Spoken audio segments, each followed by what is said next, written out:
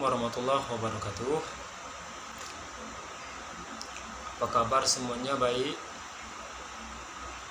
Alhamdulillah kalau baik.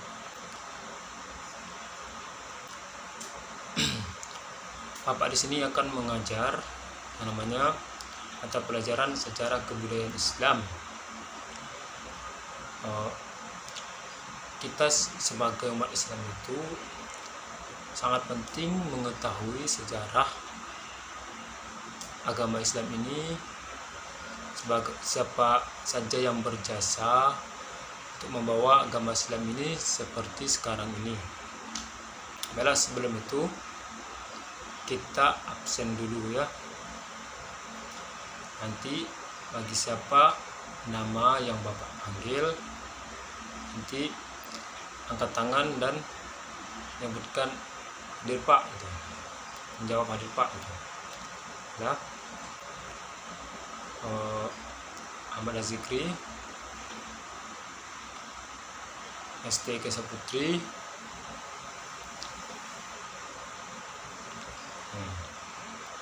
Ari Rosadi, Irfan Harahap. Ya, karena semuanya hadir dan semangat dalam belajar dengan Bapak, kita mulai pembelajaran kita ini dengan membaca Bismillahirrahmanirrahim. Di sini Bapak akan mengajar materi tentang sejarah kebudayaan Islam. Itu materinya kondisi masyarakat Arab sebelum datangnya Islam. Sebenarnya di pertemuan kita sebelumnya Bapak telah menjelaskan kan, tapi sekarang ini Bapak akan menjelaskan supaya kita itu lebih paham dan lebih mendalam lagi ilmu kita tentang kepercayaan masyarakat Arab sebelum Islam. Nah, baiklah. Di sini Bapak akan menjelaskan 4 poin materi. Nah, akan Bapak jelaskan satu-satu. Yang pertama tentang kepercayaan masyarakat Arab sebelum datangnya Islam. Kemudian yang kedua itu tentang kondisi sosial. Kemudian yang ketiga tentang kondisi ekonomi. Dan yang terakhir adalah kondisi politik. Nah, tanpa berlama-lama lagi kan, nampaknya tidak sabar lagi nah Bapak semuanya untuk belajar pada hari ini. Baiklah, yang pertama yaitu tentang kondisi masyarakat Arab sebelum datangnya Islam. Nah, Bapak nanya dulu nih, ada yang tahu atau ada yang ingat apa saja sih kepercayaan masyarakat Arab sebelum datangnya Islam? Ada yang tahu? Kan Bapak lah ngomong kemarin, dibuka bukunya, jangan dibawa tidur, karena buku itu adalah jendela dunia, jangan main gadget terus. Inilah Bapak akan jelaskan lagi kalau kalian semuanya lupa. Baik, yang pertama itu kepercayaan. Kepercayaan itu mengarah kepada yang namanya sesembahan. Apa saja sih sesembahan masyarakat Arab sebelum datangnya Islam itu? Nah, yang pertama itu menyembah yang namanya berhala, kemudian menyembah malaikat, kemudian menyembah jin, hantu, benda-benda langit, dan lain sebagainya. Nah, misalkan di masa itu banyak sekali melakukan penyimpangan, kesesatan melalui kepercayaan mereka tadi. Mereka menganggap bahwa berhala itu akan melindungi mereka dari mara bahaya, akan mendatangkan rezeki kepada mereka, padahal itu semuanya tidak benar.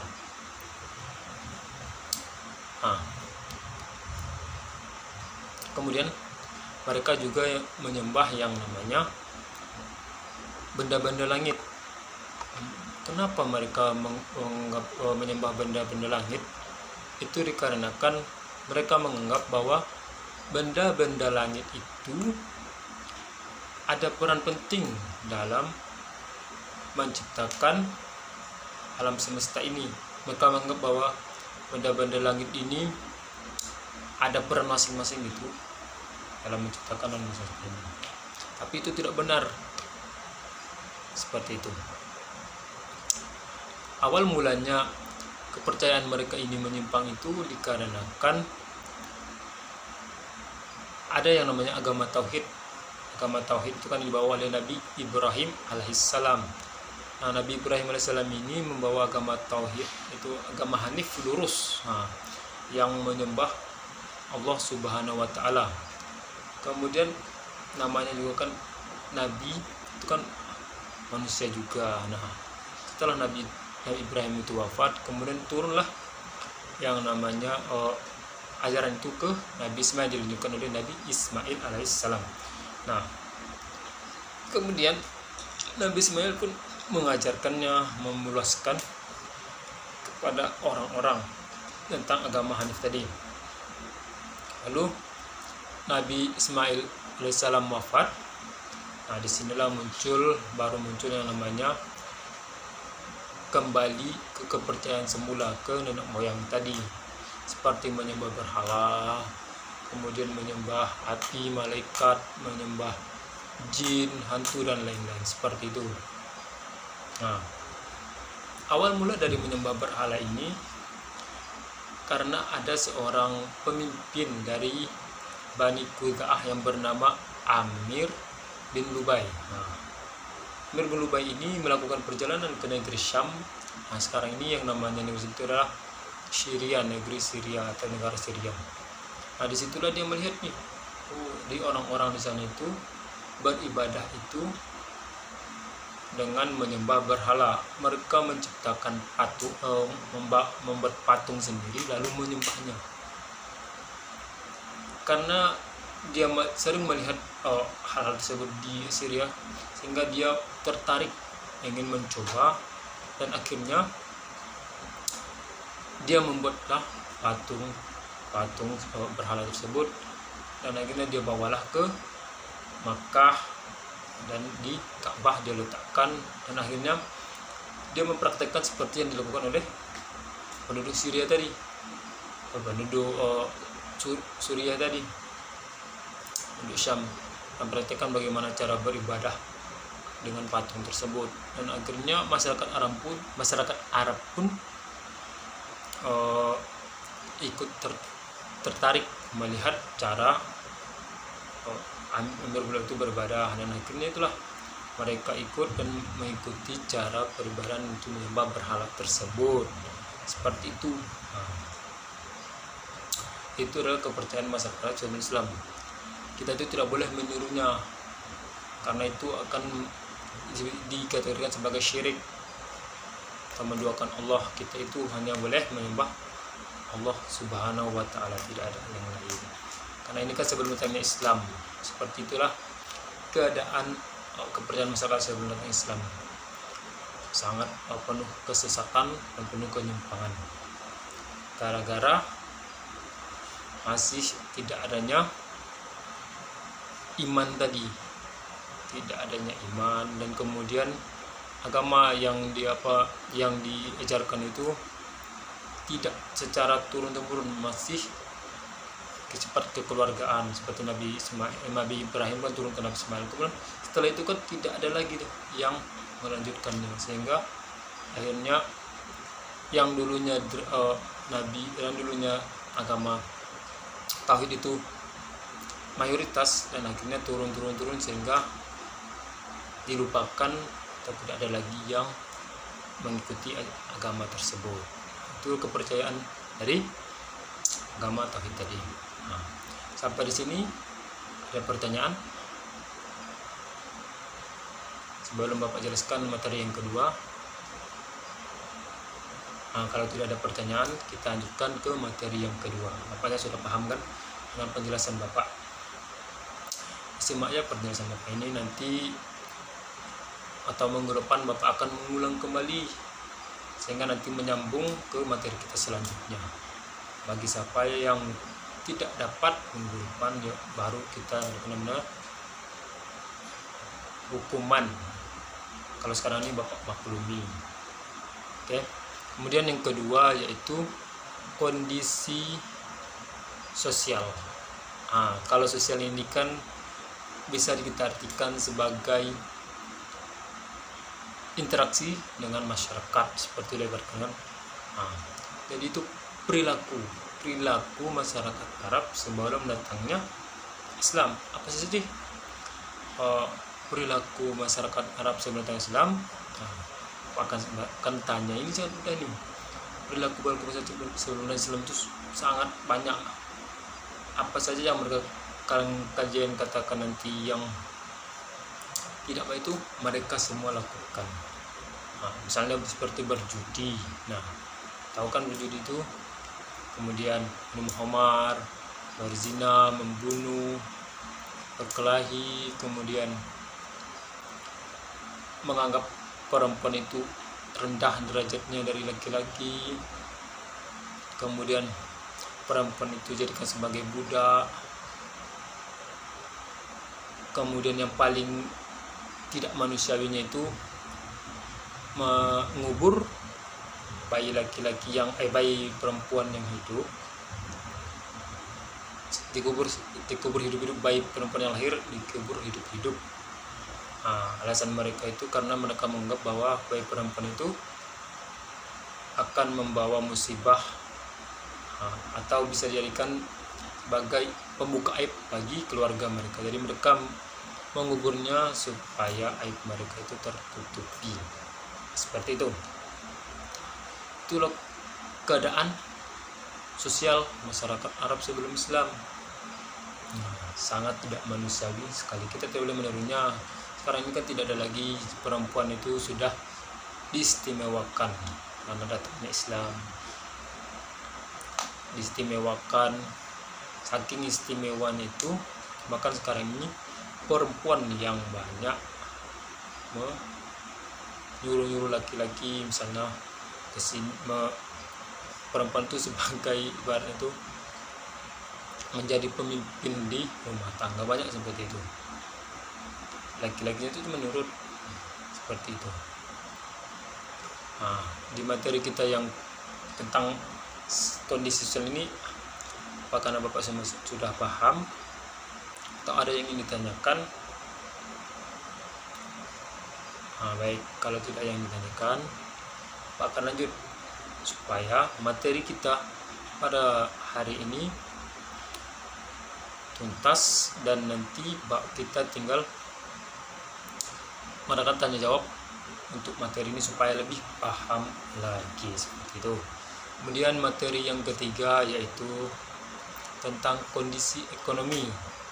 Kondisi ekonomi ini mengarah ke kegantungan hidup, mata pencaharian, pekerjaan masyarakat Arab sebelum datangnya Islam. Apa saja sih kondisi ekonomi masyarakat datang Islam itu? Ada tiga bidang. Yang pertama perdagangan, kemudian yang kedua tentang peternakan, dan yang ketiga tentang pertanian. Peternakan ini itu biasanya sebagai mata pelajaran dari masyarakat Arab Badui karena mereka suka tuh berpindah-pindah. Kalau misalnya di daerah itu sedang musim hujan, mereka akan pergi ke daerah tersebut untuk mencari padang rumput yang dibasahi hujan, kan rumput yang basah itu subur jadinya, sebagai tempat mencari makan ternak-ternak mereka. Selain itu juga sebagian dari perkotaan juga, masyarakat perkotaan juga mata pencariannya peternakan. Mereka akan menjadikan peternakan sebagai lahan bisnis. Ada yang mengembala ternak dari bosnya, ada juga yang mengembala ternak sendiri. Jadi pada zaman itu, bagi siapa yang punya ternak paling banyak, maka dianggap sebagai orang yang kaya, seperti itu. Kemudian pertanian. Nah, kalau pertanian ini daerah subur, daerah-daerah seperti Yaman, Taif, Madinah. Itu masyarakat semuanya, mayoritas masyarakat itu atau pencariannya pertanian, karena daerah itu subur, bisa ditanam seperti buah-buahan, sayur-sayuran, dan lain-lain. Nah, kemudian perdagangan. Nah, perdagangan ini sebagian besar itu di wilayah Mekah, karena di wilayah Mekah ini ada tempat yang namanya pusat perdagangan seperti Ukas, Mijannah, dan Al-Hakas. Jadi ketiga tempat ini dijadikan sebagai pusat perdagangan, bisa juga sebagai pertemuan pemuka-pemuka agama seperti sastrawan, penyair, sebagai tempat bertukar ilmu juga bisa, sebagai tempat belajar ilmu juga bisa, seperti itu. Kemudian yang keempat tuh tentang kondisi politik. Dahulu itu ada dua pemerintahan politik yang menguasai Jazirah Arab. Yang pertama yaitu Romawi, Nasrani, Bizantium. Kemudian ada kerajaan Persia. Nah, kedua kerajaan inilah yang menguasai sebagai Jazirah Arab, sehingga muncul salah satu-satunya di daerah Jazirah Arab itu kerajaan Islam yang bernama Kerajaan